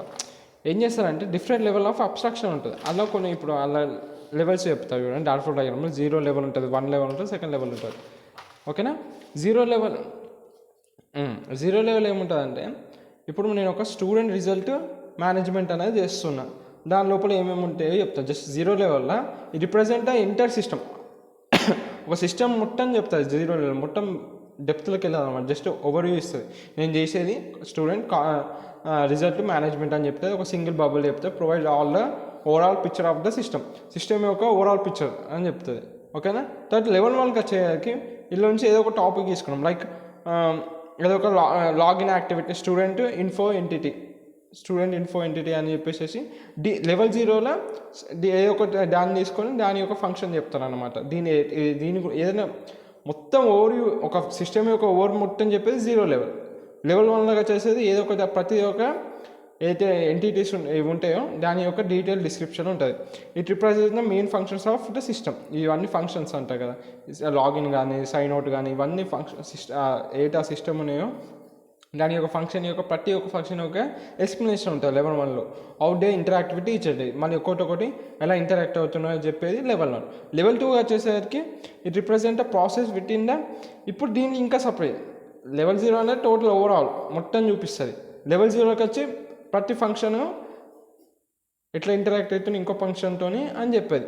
ఇంకా డెప్త్లోకి వెళ్ళేదే level 2. It represent process with in each process. ఇప్పుడు అడ్మినిస్ట్రేటర్ అనే ఒక ఫంక్షన్ తీసుకున్నాము, దాని లోపల ఎట్లా లాగిన్ అవుతున్నారు, ఎట్లా సైన్ అవుట్ అవుతున్నారు, ఎంతమంది డేటాబేస్ అది అడ్మినిస్ట్రేటర్ ఎట్లా స్టోర్ అవుతుందో అలా ఈచ్ ఫంక్షన్ చెప్పేది level 2. Out day interactivity like ఇప్పుడు లాగిన్ అనమాట. ఇప్పుడు ఎగ్జాంపుల్ ఈజీ వేలో చెప్పాలంటే లెవెల్ 0, 1, 2 అనేది ఇప్పుడు ఇండియా ఉంది. ఇండియా మొత్తం చెప్పేది లెవెల్ 0. ఇండియా లోపల ఎన్ని స్టేట్స్ ఉన్నాయి అని చెప్పేది లెవెల్ 1. స్టేట్స్ లోపల ఇంకెన్ని డిస్ట్రిక్ట్స్ ఉన్నాయి అని చెప్పేది లెవెల్ 2. అట్లా అనమాట. ఇది డేటా ఫ్లో డయాగ్రామ్ అంటే. నెక్స్ట్ వచ్చేసి మనము కంట్రోల్ ఫ్లో డయాగ్రామ్ చూద్దాం. ఇంతకుముందు మనం ఏం డిస్కస్ చేసినాం, డేటా ఫ్లో డయాగ్రామ్లో ఏం చెప్తుంది, ఫ్లో ఆఫ్ డేటా చెప్తుంది. ఇప్పుడు కంట్రోల్ ఫ్లో డయాగ్రామ్ ఏం చెప్తుంది, ఫ్లో ఆఫ్ కంట్రోల్. ఇక్కడ డేటా చెప్పది, డేటా ఫ్లో ఎలా ఫ్లో అవుతుందని చెప్పది. It shows the out the control flow during the execution of the program చెప్పేది కంట్రోల్. ఇప్పుడు ఒక ఆల్గరిథం ముందు ఆల్గరిథమ్స్ అన్నీ ఒక మీరు సీలో చూస్తుంటే ఒక ప్రోగ్రామ్ రాసే ముందు ఒక ఫ్లో డయాగ్రామ్ వేసుకుంటారు. ఇట్లా అనమాట. ఆ కంట్రోల్ ఎలా అవుతుంది, కంట్రోల్ చెప్పేది కంట్రోల్ ఫ్లో డయాగ్రామ్. ఇంతకుముందు మనం డిస్కస్ చేసేది డేటా గురించి. ఇప్పుడు కంట్రోల్ ఫ్లో డయాగ్రామ్ని దానికట్టు డయాగ్రామ్ తీసుకుంటారండి. ఇప్పుడు సపోజ్ ఫ్లో చార్ట్ అంటే ఇట్లా తీసుకుంటారు. ఫర్ ఆఫ్ సాఫ్ట్వేర్ ఇన్స్టాలేషన్ చేయాలి, ఒక సాఫ్ట్వేర్ ఇన్స్టాలేషన్ చేయడానికి ఒక ఫ్లో చార్ట్ లాగా ఇవన్నీ దాని యొక్క ఎలా రిప్రజెంట్ చేస్తారని ఫ్లో చార్ట్ని. ఇది స్టార్టింగ్ పాయింట్ అని, ఎండింగ్ పాయింట్, ప్రాసెస్ స్టెప్, ఇది డిసిషన్, ఇది డిలే అంట, ఈ సర్కిల్ లింక్ చేయడానికి డేటా అది, ఇది రాంబస్. తర్వాత మల్టిపుల్ డాక్యుమెంట్స్ ఉంటే ఇలా తీసుకుంటాం, ఒక డాక్యుమెంట్ ఉంటే ఇలా. ఇప్పుడు ఇది చూపిస్తే మీకు అర్థమైపోతుంది. ఇప్పుడు ఏంటంటే మనం ఏ ఫ్లో చార్ట్, ఇది flow chart of A software installation. First ఇక్కడ స్టార్ట్ చేసి డిస్ప్లే లైసెన్స్ అగ్రీ. ఒక యాక్సెప్ట్ చేసినామనుకో, లైసెన్స్ ఉన్నామనుకో, అగ్రీ చేసినాక ఎస్ ఉన్నామనుకో, ఇట్లా వెళ్ళిపో ఎటు స్టార్ట్ డెస్టినేషన్ ఫోన్. ఇప్పుడు లైసెన్స్ నువ్వు అక్కడ అగ్రి బటన్ ఎస్ అని కొట్టినాకనే, యాక్సెప్ట్ అని కొట్టినాకనే ఇటు వెళ్ళు. లేదు నువ్వు కొట్టినాకో ఎండ్కి వెళ్ళిపో. ఇప్పుడు లోపలికి వెళ్ళాక నెక్స్ట్ ఒక డిస్క్లో ఎనఫ్ స్పేస్ ఉన్నాకో కాపీ ఫైల్స్ అయ్యి ముందుకెళ్ళి లేదు. ఒక డిస్క్లో ఎనఫ్ స్పేస్లో పెట్టి అది ఎలా ఇన్స్టాల్ అవుతుంది కాదు కదా. సో ఇక్కడ ఒక పాపప్ ఇవ్వు ఫ్రీ సమ్ స్పేస్ అని, తర్వాత ఇక్కడ అంటారు. తర్వాత నువ్వు దాని కొంచెం స్పేస్ కావాల్సిన స్పేస్ క్రియేట్ చేసి అప్పుడు ఫైల్స్ కాపీ అయిపోతే అప్పుడు వెళ్తాను ఇలా. ఇప్పుడు నీకు ఇది చెప్తే ఎంత ఈజీగా ఉంది. సో ఇట్లా ఫ్లో చార్ట్ డయాగ్రామ్లో ఒక కంట్రోల్ అనేది ఎలా జరుగుతుంది, ఎస్ వస్తే ఇది వెళ్తుంది, లేకపోతే నోట్ ఎండ్ వెళ్ళిపోతుంది. తర్వాత స్పేస్ ఉంటే కాపీ చేసేసి ఎండ్ అయిపోతుంది, స్పేస్ లేకపోతే ఫ్రీ సమ్ స్పేస్ అంటుంది, ఫ్రీ సమ్ స్పేస్ కొంచెం ఫ్రీ అయినాక ముందుకెళ్తుంది. సో ఇలా అంటే ఫ్లో ఆ సిస్టమ్ లోపల కంట్రోల్ అనేది ఎలా ఫ్లో అవుతుందని చెప్పేది కంట్రోల్ ఫ్లో డయాగ్రామ్. ఓకేనా. ఇప్పుడు నెక్స్ట్ వచ్చేసి డాటా డిక్షనరీ ఏం చేస్తుందంటే మన ఇప్పుడు మార్క్స్ ఉన్నాయి, వాడు స్టూడెంట్ అప్లికేషన్ చేయమని వాడు ఇచ్చిండు, చేసినాం. ఆ మార్క్స్ అని అనగానే వాడు మళ్ళీ 1 to 40 అనుకుంటారు. నేను అక్కడ డెవలప్ చేసిన ఎంత 1 to 100 కానీ డెవలప్ చేసిన స్టూడెంట్ 1 to 100కి టాలీ చేస్తుంది మార్క్స్ అని చెప్పేసి రాసేసిన. ఇప్పుడు వాడు 1 to 40 అనుకుంటాడు. సో ఇట్లా ఏమవుతుంది, కాన్ఫ్లిక్ట్ క్రియేట్ అవుతుంది. ఇట్లా కాన్ఫ్లిక్ట్ కాకుండా నేను ఏం చేస్తున్నా అంటే ఒక డాటా డిక్షనరీ మెయింటైన్ చేస్తాను. డాటా డిక్షనరీ ఏం చేస్తుంది, ఇలా మార్క్స్ అని అట్లా ఏవైతే రికార్డ్స్ డాటా ఐటమ్స్ అట్లా మార్క్స్ అని కాదు, స్టూడెంట్ జెండరు అట్లా చాలా ఏవైతే ఉంటాయో వాడు ఏజ్ గ్రూపు 20 years ఉన్నాడు, వాడు స్కూల్ చదవడు. సో అట్లా ఏవైతే మనం వాడుతాం ఆ సిస్టమ్ లోపల డాటా ఐటమ్స్ దానికి రిలేషన్షిప్ ఒక్కొక్క డాటా ఐటమ్కి ఇంకొక డాటా ఐటమ్ ఎలా ఉంటుంది. ఇప్పుడు గర్ల్స్కి డ్రెస్సెస్ ఉన్నారు, బాయ్స్కి డ్రెస్సెస్. సో ప్రతి డాటా ఐటమ్కి ఒక రిలేషన్షిప్ ఉంటుంది, రైట్. అట్లనే దానికి ఒక వాల్యూ రేజెస్ ఉంటాయి, ఇఫ్ కేస్ మార్క్స్ అట్లాంటివి ఉంటాయి. సో అలా చెప్తే ఇవంతా నేను ఏం చేస్తాను, ఒక బాక్స్ లాంటి ఇలా ఉంటుంది, ఇలా బాక్స్ యూజ్ చేసేసి డాటా ఐటమ్ ఏంటిది మార్క్స్, దాని రేంజ్ వాల్యూ 1 to 100, అట్లనే జెండర్, అట్లా స్కూల్ ఏజ్ గ్రూప్ ఉంటే ఈ క్లాసు అట్లా అనుకుంటా నేను ఇట్లా ఒక డాటా డిక్షనరీ అనేది క్రియేట్ చేస్తాను. ఇప్పుడు దీనివల్ల నాకేమైపోతుంది, కస్టమర్ అనేటోడికి ఇప్పుడు consistent definition between the customer and developer. ఆ కస్టమర్ అనేటోడికి ఈజీగా అర్థమవుతుంది, డెవలపర్ అనేటోడికి ఈజీగా చేసేస్తుంది. సో దీనివల్ల ఏమవుతుంది, ఈజీగా డెఫినేషన్ దేని ఐటమ్ యొక్క డెఫినేషన్ ఇది ఈ ఐటమ్ ఇది అని వాడు ఒకసారి రిఫర్ చేస్తారు, డాటా డిక్షనరీ వాడుకుంటారు. అట్లా అనమాట డాటా డిక్షనరీ అండ్ వాడతారు రిక్వైర్మెంట్స్లో ఇది. ఓకేనా. Context includes data item name కానీ అనాలిసిస్ పర్పస్ అట్లా ఇవన్నీ ఉంటాయి అనమాట. ఇట్లా డాటా ఇట్లా చేసేసేసి ఒకసారి మీరు గూగుల్ కొట్టని దొరుకుతుంది. ఇప్పుడు ఇక్కడ డాటా ఐటమ్, ఇప్పుడు సపోజ్ డాటా ఐటమ్ చేసేసి డాటా ఐటమ్ ఇక్కడ ఉన్నాం కదా, నేము, దాని యొక్క అనాలిసిస్, దాని యొక్క పర్పస్ ఏంటిది, ప్రమోటింగ్ క్లియర్ అండర్స్టాండింగ్. దీనివల్ల చెప్తే వాడికి ఆ డాటా చూసినా కానీ వాడికి ఒక క్లియర్ అండర్స్టాండింగ్ వస్తుంది, ఆ డాటా ఆ ఐటమ్ దేనికి పనికి వస్తుంది అనేసి. అట్లనే data flow and structure, tracks process interaction with the data items and documents their structure or composition. So data flows and structure కూడా చెప్తుంది, దాని యొక్క డాక్యుమెంట్స్ యొక్క స్ట్రక్చర్ ఎలా ఉంది, ఆ డాటా ఐటమ్స్ యొక్క అనేసి. ఇంకా ఆ డాటా ఇప్పుడు సపోజ్ అది దానిలో ఏ కాంపోజిషన్ ఉన్నా ఆ డాటా ఏ డాక్యుమెంట్ ఎక్కడ ఉంది కంప్లీట్ స్ట్రక్చర్ ఇవో లైక్ స్టూడెంట్ అనే డాటా డాక్యుమెంట్ లోపల ఇంకా క్లాసెస్ ఉంటాయి, క్లాసెస్ లోపల సెక్షన్స్ ఉంటాయి. అట్లా అంతా ఫైల్ యొక్క స్ట్రక్చర్, డాక్యుమెంట్ స్ట్రక్చర్ చెప్తుంది, అట్లా డాటా ఐటమ్స్ చెప్తుంది, అట్లా కాంపోజిషన్ చెప్తుంది డాటా డిక్షనరీ అనేది. Role in requirements essential in initial stages of PR project, definition customer data items handling developers customer దాన్నే అటు ఇటు రాసేటప్పుడు అంటే. ఓకేనా. Next ER diagram. ఇప్పుడు ఈఆర్ డయాగ్రామ్ డేటాబేస్లో రిలేషనల్ డేటాబేస్లో యూజ్ చేస్తారు, డిబిఎంఎస్లో వస్తుంది, మీకు తెలుసుంటే ఐడియా ఉంటుంది ఈఆర్ డయాగ్రామ్. సో ఒక ఓవర్వ్యూ ఇస్తాను నేను ఈఆర్ డయాగ్రామ్ యొక్క ఓవర్వ్యూ. ఈఆర్ డయాగ్రామ్ అనేది ఒక non technical design method works on conceptual level based on the perspective of the real world. ఓకేనా. రియల్ వరల్డ్ ఆధారంగా అదొక ఒక డయాగ్రామ్ తీసుకుంటుంది. ఓకేనా. ER data models were developed to facilitate software designer by allowing specification of enterprise schema that represents the overall logical structure of database. ER diagram first main దేనికి use చేస్తారంటే డేటాబేస్కి use చేస్తారు, relational డేటాబేస్కి ER diagrams అనేది. So ఆ database లోపల ఇప్పుడు ఏది ఎట్లా store అవుతుంది, ఏది ఎక్కడ స్టోర్ అవుతుంది అంటే చెప్పేది దాని యొక్క డేటాబేస్ యొక్క లాజికల్ స్ట్రక్చర్ చూపిస్తుంది అన్నమాట ER డయాగ్రామ్స్ అన్న. దాని యొక్క ఎలా రిప్రజెంట్ చేస్తారంటే ఇది రెక్టాంగిల్ రిప్రజెంట్స్ ఎంటిటీస్ అనమాట. రాంబస్ యాట్రిబ్యూట్స్, ఎలిప్స్ అనేది యాట్రిబ్యూట్స్, రాంబస్ రిలేషన్షిప్ చెప్తుంది, లైన్ రెండింటిని కనెక్ట్ చేయడానికి. ఈ మల్టీ వాల్యూ యాట్రిబ్యూట్స్, ఈ డిరైవ్డ్ యాట్రిబ్యూట్స్ చెప్తా, ఈ డయాగ్రామ్ చూసి చెప్తా. ఈ యాట్రిబ్యూట్స్ ఒకసారి బ్రీఫ్గా. తర్వాత ఇదేంటిది వీక్ ఎంటిటీ అనమాట. ఇది total parts of A entity అనేది సిస్టమ్. ఒకవేళ మీకు డయాగ్రామ్ ఐడియా ఉంటే కొంచెం స్కిప్ వేసేయండి. ఒకవేళ డయాగ్రామ్ మీకు ఐడియా లేకపోతే చూడండి. ఏంటంటే ఇప్పుడు స్టూడెంట్ అనేటోడు ఎక్కడ చదువుతాడు, కాలేజ్ లోపల చదువుతాడు. ఇప్పుడు చూడండి, నేను ఇట్లా డయాగ్రామ్ గీసి ఎంత సింపుల్గా అర్థమవుతుంది. సో ఇప్పుడు ఈ స్టూడెంట్ అనేటోడు ఏంటిది, ఒక ఎంటిటీ, ఇది ఒక ఎంటిటీ సెట్. స్టూడెంట్ అనేటోడికి స్టూడెంట్ ఆడికంటే ఒక రోల్ నెంబర్ ఉంటుంది, నేమ్ ఉంటుంది, ఏజ్, అడ్రస్ ఉంటుంది. ఇప్పుడు ఇది అయిపోయింది కదా. ఇట్లనే ఇప్పుడు స్టూడెంట్ అనేది ఒక ఎంటిటీ అయిపోయింది. నెక్స్ట్ ఎలిప్స్ అంటే చెప్పినా కదా, ఇవి మనం వాడి యొక్క యాట్రిబ్యూట్స్ ప్రాపర్టీస్. స్టూడెంట్ అనేటోడికి ఏముంటుంది, ఐడి, ఇవన్నీ ప్రాపర్టీస్ కదా. ఆ ప్రాపర్టీస్ అని ఈ ఎలిప్స్ లోపల పెట్టేసినాం. తర్వాత స్టూడెంట్ అనేటోడికి కాలేజ్ అనేటోడికి సంబంధం ఏంటిది, స్టూడెంట్ అనేటోడు అలా చదువుకుంటున్నాడు కాబట్టి స్టడీస్. సో ఈ రెండు మీద రిలేషన్షిప్ చెప్తుంది కాబట్టి అది రాంబస్లో పెట్టినాం. రాంబస్లో అయిపోయింది. ఇది మనం లైన్లతో కనెక్ట్ చేస్తాం, అయిపోయింది. ఇప్పుడు ఏంటిది మల్టీ వాల్యూ యాట్రిబ్యూట్స్ అంటే, ఇప్పుడు సపోజ్ ఇక్కడ నాకు ఒక స్టూడెంట్ యొక్క ఫోన్ నెంబర్ అని పెట్టినాం. వాడికి ఇప్పుడు మల్టీ వాల్యూడ్ కాబట్టి నేను ఇట్లా పెడతాను. ఇప్పుడు స్టూడెంట్ అనేటోడికి ఒకటే నెంబర్ పెడతామా, వాళ్ళ డాడ్ నెంబర్ ఉంటుంది, అట్లనే వాళ్ళ మమ్మీ నెంబర్ ఉంటుంది, అట్లా వాడికంటే ఓన్ నెంబర్ ఉంటుంది. సో ఒకటే యాట్రిబ్యూట్కి 2 or more వాల్యూస్ ఉన్నప్పుడు దాన్ని మల్టీ వాల్యూడ్ యాట్రిబ్యూట్స్ అంటారు. అలానే ఇప్పుడు డిరైవ్డ్ యాట్రిబ్యూట్స్ అంటే, ఇప్పుడు సపోజ్ వాడి డేట్ ఆఫ్ బర్త్ చెప్పాడు. ఓకే, డేట్ ఆఫ్ బర్త్ అనేది 9/1/2004 అని పెట్టేసాడు. 9/1/2004 పెట్టినాకనే ఇట్లా డిరైవ్. ఇప్పుడు డేట్ ఆఫ్ బర్త్ ఆధారంగా 2004 కాబట్టి ఇప్పుడు ఏంట 2024. దీని ఇప్పుడు ఈ ఏజ్ ఎంత ఉంటుంది, 20 years ఉంటుంది.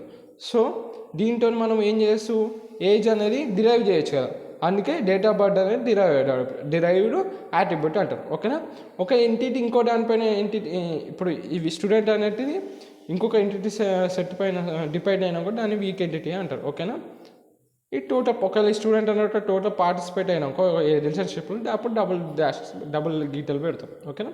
ఈ డయాగ్రామ్ యొక్క బ్రీఫ్ ఎక్స్ప్లెనేషన్ ఇది. ఓకే. తర్వాత డిసిజన్ టేబుల్స్.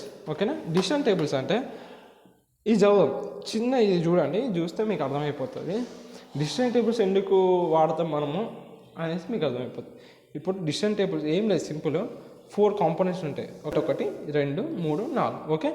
ఈ పీరియడ్ అనేటోడు 40 hours కన్నా తక్కువ పని చేస్తే వాడికి పే బేస్ శాలరీ అనేది దొరుకుతుంది. అట్లనే అవన్నీ పని చేసేటోడికి 40 hours కన్నా తక్కువ పని చేసినాం అనుకో, వాడికి శాలరీ ఏం దొరకదు. వాడిని ఏ ఎంప్లాయీ అనుకున్నాం, అవర్లీ ఎంప్లాయీ అని అనుకున్నాం. వాడు అవర్లీ ఎంప్లాయీ అంటే 40 గంటల కన్నా తక్కువ పని చేస్తే వాడికి ఏమి పే బేస్ శాలరీ ఉండదు, అట్లనే ఓవర్ టైం కూడా ఉండదు. సో వాడికి ఏమి ఇస్తాం, అవర్లీ వేజ్ ఎంత ఉందో అంత ఇస్తాం. అట్లనే ప్రొడ్యూస్ యాబ్సెంట్ రిపోర్ట్ కూడా వాడు ఒకవేళ యాబ్సెంట్ అయితే యాబ్సెంట్ రిపోర్ట్ కూడా ప్రొడ్యూస్ చేస్తాం. అట్లనే అవర్లీ బేస్ ఒకవేళ 40 hours పని చేసినాం అనుకో, అవర్లీ హెచ్ఆర్ ఎంప్లాయీ వాడు, వాడికి ఏం చేయాలంటే అవర్లీ అనేటోడి అవర్లీ వేజ్ కనుక క్యాలిక్యులేట్ చేస్తాడు. ఒకవేళ వాడికి ఏం శాలరీ ఇవ్వడు. మళ్ళీ చూడు, ఇక్కడ నేను ఎక్కడ ఇంటూ కొట్టాలి, జస్ట్ అవర్లీ వేజెస్ దగ్గరనే ఇట్లా క్రాస్ పెట్టిన. అట్లనే అవర్లీ బేస్ 40 hours కన్నా తక్కువ పెట్టినా అవర్లీ వేజెస్ దొరుకుతుంది, 40 hours పని చేసినా అవర్లీ బేసిస్ దొరుకుతుంది. అలా అవర్లీ బేస్ అనే ఎంప్లాయీ అయ్యేటోడు 40 hours కన్నా ఎక్కువ పని చేసినా కూడా వాడికి కేవలం అవర్లీ వేజ్ కిందకే శాలరీ వస్తుంది. ఓవర్ టైమ్ అనేది కన్సిడర్ చేస్తున్నాడు, కానీ వాడికి శాలరీ అనేటువంటి ఇస్తలేదు. ఇప్పుడు సీనియర్ ఎంప్లాయీ కిందకి వద్దాం. వాడు 40 hours కన్నా తక్కువ పని చేస్తే జస్ట్ శాలరీ వస్తుంది. 40 hours కన్నా ఎగ్జాక్ట్ 40 hours పని చేసినప్పుడు శాలరీ వస్తుంది. వాళ్ళు 40 hours కన్నా ఎక్కువ పడినా కూడా శాలరీ వస్తుంది. అంతే తప్ప వాడికి ఎక్కువ గంటలు పని చేస్తున్నా ఎక్కువ శాలరీ ఇచ్చినా ఇక్కడ టిక్ మార్క్ పెట్టినాము, సీనియర్ ఇస్తున్నటువంటి పెట్టలేము. ఓవర్ టైం ఏమైనా ఇచ్చినామా ఇవ్వలేము. అట్లనే యాబ్సెంట్ రిపోర్ట్ ఏమైనా ప్రొడ్యూస్ చేస్తున్నా ఏం అవసరం లేదు, ఎందుకంటే వాడు శాలరీ వాడికంటే కొన్ని రివ్యూస్ ఉంటే వాడేస్తాం. సో ఏంటి ఇప్పుడు అంటే నేను ఎట్లా ఎక్స్ప్లెయిన్ చేసిన, డబ్బా చూసి మీకు ఎక్స్ప్లెయిన్ చేసిన, రైట్, బాక్స్ చూసి మీకు అంటే ఎక్స్ప్లెయిన్ చేసిన. ఇదే నేను మీకు పేపర్లో రాసి చూపించాలంటే ఒక స్క్రిప్ట్ లెక్క ఒక 2-3 పేపర్లు అయ్యేది, అయినా మీకు అర్థం కాకపోయేది. అది ఇప్పుడు ఒక టేబుల్ విధంగా ఎట్లుంది, డిసిషన్ టేబుల్గా సో సింపుల్గా ఎక్స్ప్లెయిన్ చేసిన అదే అనమాట. ఒక డిసిషన్ టేబుల్ ఏం చేస్తుంది, ఒక సింపుల్గా మీకు అర్థమైపోయింది. అచ్చా అవర్లో అనేటోడు తక్కువ పని చేసినా ఎక్కువ పని చేసినా వాడికి అవర్లో దొరికితే వాడికి పే ఆన్ బేసిస్, శాలరీ అనేటోడు వాడు ఎంత పని చేసినా కూడా శాలరీ దొరుకుతుంది తప్ప వాడికి అవర్లీ ఓవర్ టైం అన్నట్టు క్యాలిక్యులేట్ ఓవర్ టైం ఏమి ఉండదు. సో అదనమాట. సో ఇదంటే టేబుల్ చూస్తే నీకు అర్థమైపోయింది. నీకు టేబుల్ ఎక్స్ప్లెయిన్ చేసిన ఇన్ కేస్ నేను ఇక డీటెయిల్ రాష్ట్రం చేస్తా అంటే సీనియర్ హెచ్ అంటే అవర్లీ బేస్డ్ అని రాసేస్తే నీకు చూసి నువ్వే అర్థం చేసుకోవచ్చు. ఇదే నేను చెప్పు నీకు టేబుల్ లేకుండా నీకు ఎక్స్ప్లెయిన్ చేయాలంటే ఎన్నో పేపర్ రాయాలి, 2-3 పేపర్ రాయాలి, నీకు అర్థమవుతుందో కాదో వాడు గ్యారంటీ లేదు అలా అన్నమాట. అందుకు డిసిషన్ టేబుల్స్ యూజ్ చేస్తాం. అర్థమైనా?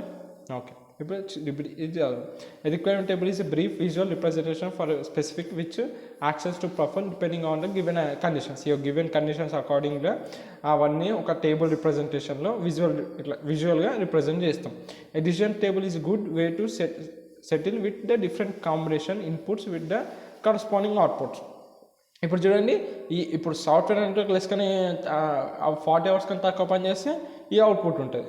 అవర్లీ అనేటోకి 40 అవర్స్ కన్నా ఎక్కువ పని చేసి ఈ అవుట్పుట్స్ ఉంటాయి. సో ఒక దానికంటే స్పెసిఫిక్ ఇన్పుట్స్, దానికంటే స్పెసిఫిక్ అవుట్పుట్స్ ఉంటే కరస్పాండింగ్ ఇన్పుట్ కరస్పాండింగ్ అవుట్పుట్ ఉన్నాకో డిసిషన్ ట్రీ అని చాలా మంచి వే అనమాట.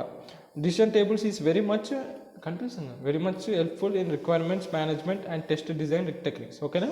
రిక్వైర్మెంట్ మేనేజ్లో కానీ అట్లా టెస్ట్ డిజైన్ టెక్నిక్స్ కానీ చాలా మంచి హెల్ప్ అవుతుంది.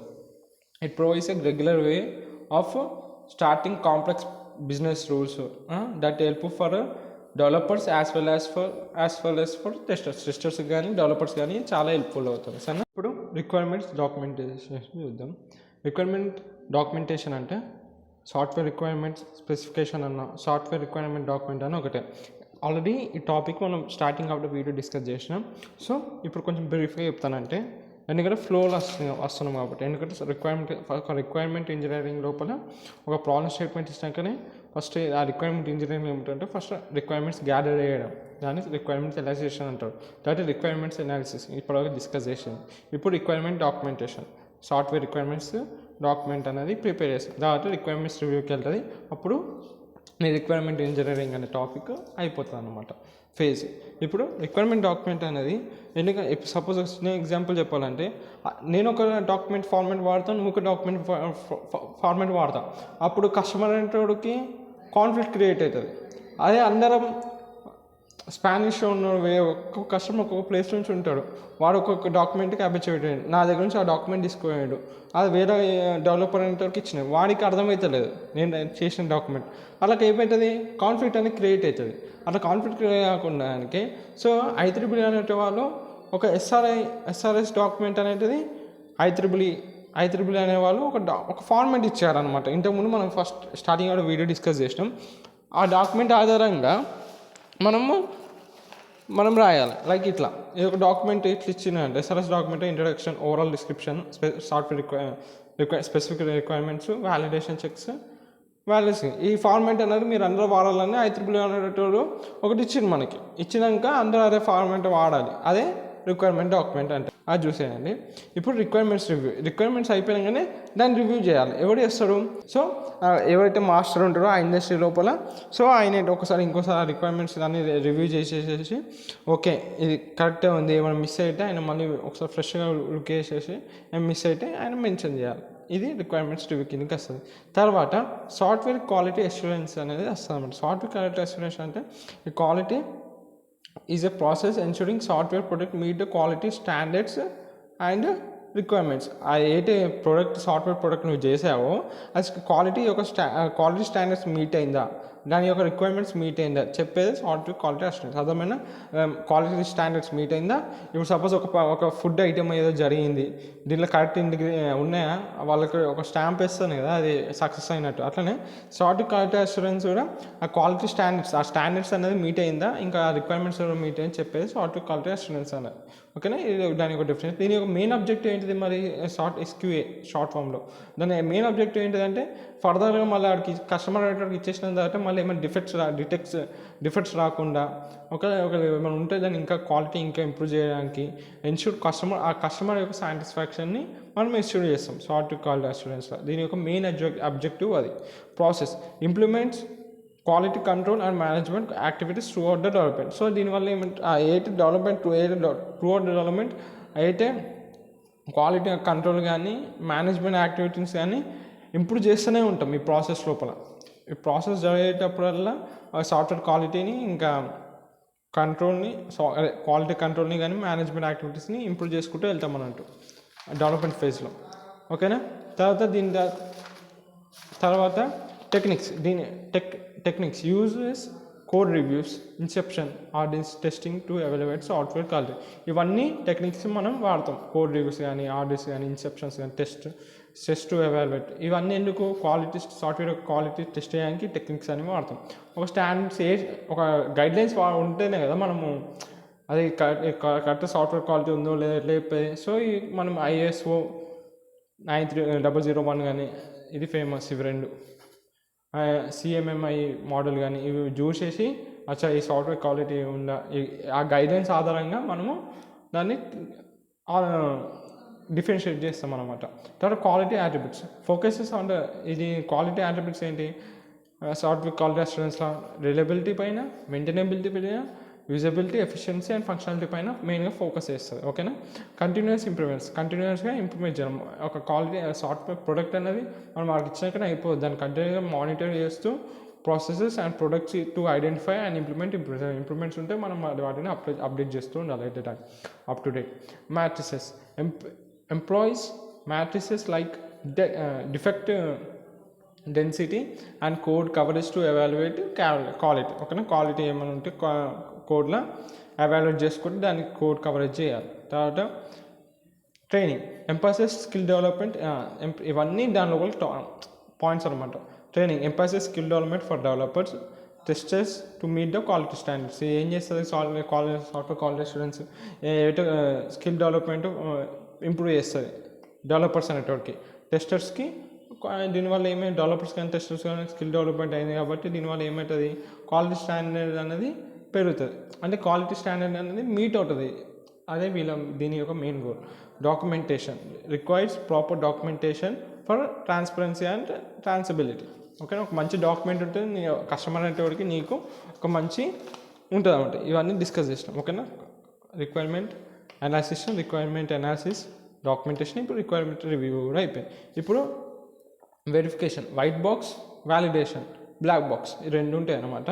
సింపుల్ చెప్తే ఫస్ట్ బ్లాక్ బాక్స్ చెప్పాను, తర్వాత వైట్ బాక్స్. ఇప్పుడు సపోజ్ ఒకటి ఉంది, దానికి కనిపిస్తుందా? ఇక్కడ ఇన్పుట్ ఇస్తే ఇక్కడ అవుట్పుట్ వచ్చింది.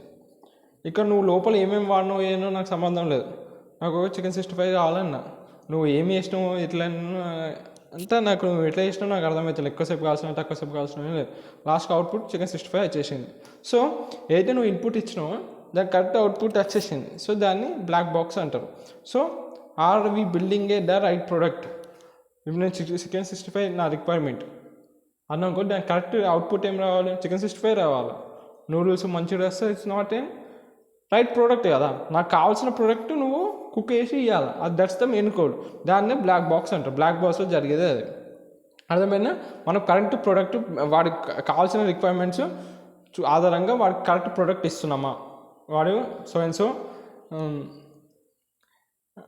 బస్సు రిజర్వేషన్ యాప్ అనే బస్సు రిజర్వేషన్ ప్రోడక్ట్ కావాలన్నాడు. వాడికి బస్సు రిజర్వేషన్స్ ప్రొడక్టే ఇచ్చేయాలి. ఇస్తున్నావు, వాడు కరెక్ట్ ఇస్తున్నావు, లేకపోతే ట్రైను ఆటో ఏవో సక్క గ్లిచెస్ ఇయ్యలేవు. It's not a black. ఓకేనా. అర్థమైనా? బ్లాక్ బాక్స్ అంటే వాడికి కరెక్ట్ ఇది మెయిన్ బాక్స్ గుర్తుపెట్టుకొని అయిపోతుంది. మనం వాడికి కరెక్ట్ ప్రోడక్ట్ ఇస్తున్నాం. Are we building a correct right product అది కమ్స్ అండర్ బ్లాక్ బాక్స్. ఇప్పుడు దాన్ని నువ్వు కరెక్ట్ వేలో బిల్డ్ చేస్తున్నావా? It comes under white box. Are we building the product right correct వేలో బిల్డ్ చేస్తున్నావా, లేకపోతే తప్పులు ఏమని చేస్తున్నావా చేసేటప్పుడు? అది కాదు. సపోజ్ ఇంకా సింపుల్ ఎగ్జాంపుల్ అంటే నాకు ఇప్పుడు 100 మార్క్స్ రావాలి.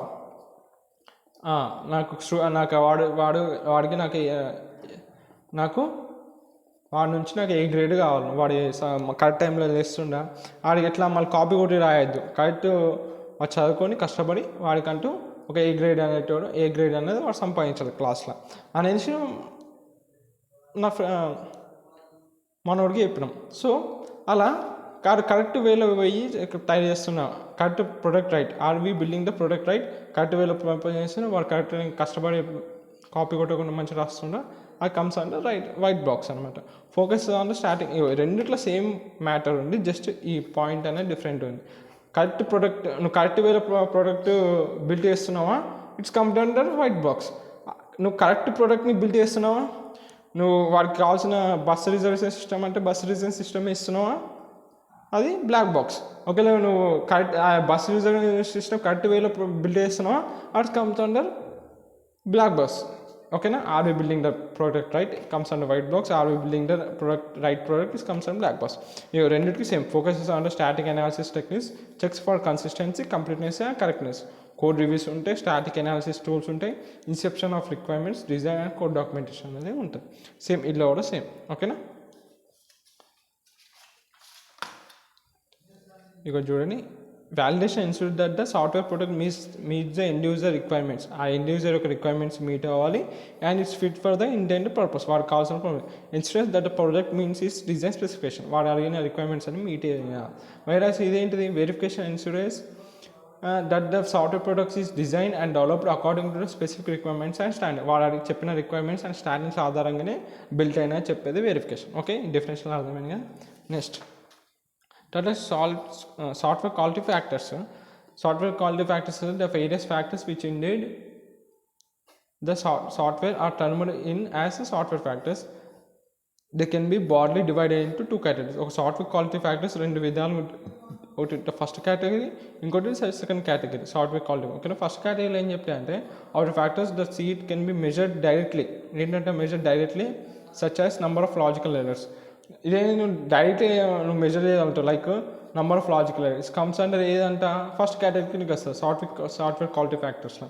మళ్ళీ సెకండ్ కేటగిరీ కింద ఏది వస్తుంది సాఫ్ట్వేర్ క్వాలిటీ ఫ్యాక్టర్లో, clubs that those factors which are measure indirectly.